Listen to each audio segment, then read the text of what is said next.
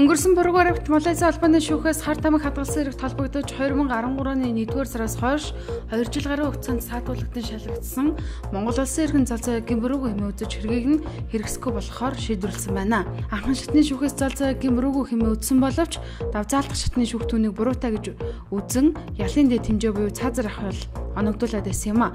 Монгол Улсын засгийн газар үг хэрэгт эхнээс нь онцгой анхаарал хандуулж шаардлагатай тусалцаа дэмжлэх үзүүлж ажилласны зэрэгцээ Монгол Улсын ерөнхийлөгч хууль зүйн сайд гадаад хэргийн сайдаас Малайз эрх хөхий байгууллага албан тушаалтанд хандан манай иргэн цаазын ялгагдуулсан шийдвэрээ дахин авч үзэх тухай хүсэлтийг хөрвүүлжсэн нь хэргийг наашлал шийдвэрлэхэд томоохон нөлөө үзүүлсэн гэж гадаад харилцааны яамнаас мэдээлсэн байна.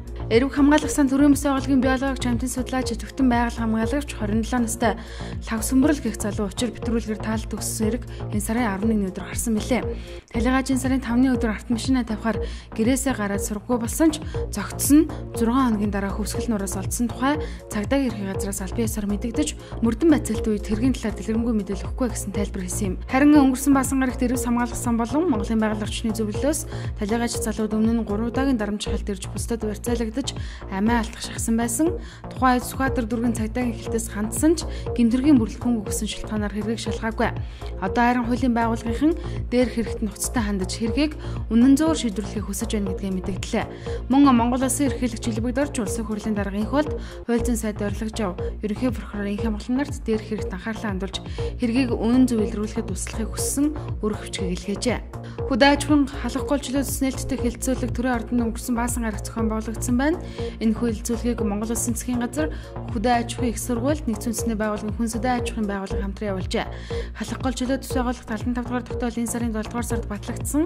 Халах гол бүсийг байгаль орчин эдийн засаг газар тариалан мал аж ахуйн чиглэлээр хөгжүүлэх хэрэгтэй гэж үзэж байгаа юм. Тиймээс холбогдох албан тушаалтан орон нутгийн иргэдийн төлөөллөөс бүрдсэн 120 хүн оролцсон энэхүү хэлэлцүүлгийг өрнүүлсэн байна. Хэлэлцүүлгийн үр дүнд халах гол чөлөөт бүсэд дагаж мөрдөх тариалангийн технологийн журам, мал амтны хорио зэргийн журам гэсэн үндсэн 2 журмыг батлах зөвлөмж гаргахаар болжээ. Нийслэлийн иргэдийн төлөөлөх шүүрлэл нь нийслэлийн засаг даргын хотын төвд автомашин тээврийн хэрэгсэл сэлбэг хэрэгсэл худалдаа эрхэлж буй аж ахуй эрхлэгчдийн үйл ажиллагааг зогсоож авцахуудын газрыг албатан чөлөөлөх захирамжийг гаргасан ба. За гэхдээ дээрх захирамж нь бизнесийн шудраг өрсөлдөөн иргэд худалдаа эрхлэх газраа сонгох зэрэг өрсөлдөөний тухайлыг зөрчсөн гэж шудраг өрсөлдөөн хэрэглэгчийн газраас дүгнсэн.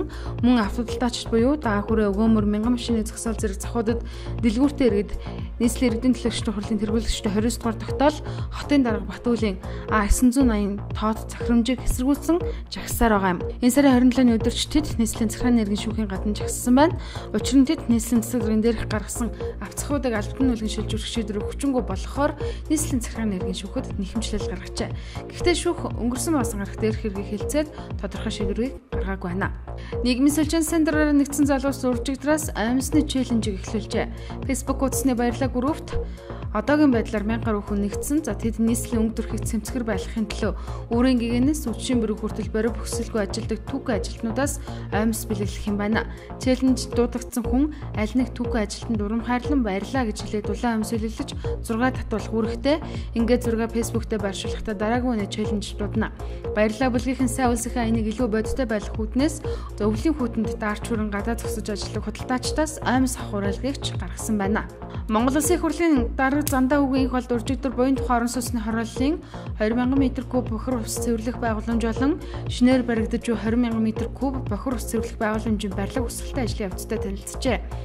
Хаанл дүрэгт баригдаж буй төрх имлэг, ахмадын имлэг болон буян тухайны хорооллын бохир усыг цэвэрлэх зорилтоор Хаанл дүрэг дэх 1000 м3 багтаамжтай хуучин цэвэрлэх байгууламжийн хүчин чадлыг нэмэгдүүлж 20,000 м3 багтаамжтай болгожээ.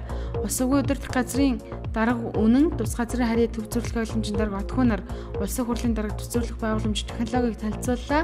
За мөн 20,000 м3 бохир ус цэвэрлэх хүчин чадал бүхий цэвэрлэх байгууламж нь 50,000 оршин суугч бүхий суурин газарт бүрэн хүчин чадлаар ажиллах болцоогч онцлсан байна.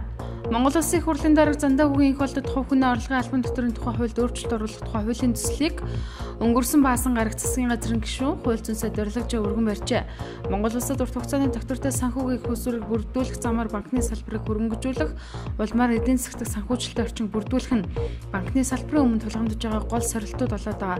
Иймээс 2012 оны 12 дугаар сарын 25-ны өдөр хувийн орлогын албан татварын тухай хуульд нэмэлт оруулах тухай хуулийн дагуу мөн хуулийн 16 дугаар зүйлийн 16-гийн 1-16-ад мөнгөн хадгаламжийн нийт хэмжээ нь 100 сая төгрөгөөс дээш 1 жил ба түүнээс бага хугацаатай болон хугацаагүй хадгаламжийн хүүгээ орлогоос бусад Монгол улсын иргэний мөнгөн хадгаламжийн хүүгээ орлогыг 2016 оны 1-р сарын 1-ний өдрийн хүртэл хугацаанд чөлөөлнө гэж заасан.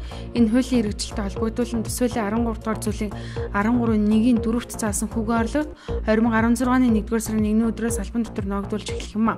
За хадгаламжийн хүүгээ орлогын татвараас авах систем дэлхийн өндөр орлоготой ихэнх улсад хэрэгждэг.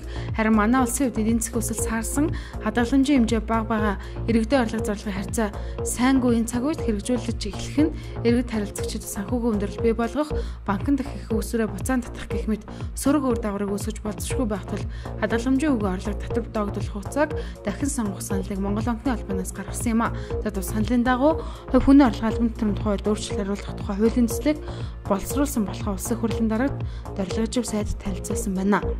Энэ сарын 26-наас 27 шилжигчэн байнь зүрх дүүргийн 1-р хорооны нутагт оршин суух иргэн сцен арга санаатаагаар хөнөөсөн П Батбаяр гэгчиг цагдаагийн байгууллага эрен сурвалжиж байсан. Тэгвэл Батбаярыг цагдаагийн байгууллага улс орон дээр шуурхай эрен сурвалжсны эцэст өчигдөр өдөр 14 цагийн орчимд хаан уул дүүргийн нутаг дэвсгэрээс олж саатуулжээ. Улмаар түүнийг цагдаа орж мөрдөн байцаалтай ажлыг эхлүүлсэн тухай их сурвалж мэдээллээ. За талигаа чимэгтэй цагдаагийн хошууч байсан бөгөөд түүнийг аавтай хөнөөж харин ээжийг нь ахтай нь тутгалсны улмаас тэд гэмтэл сог судлын үндэсний төвд хэвтэ эмчилүүлж байгаа юм а.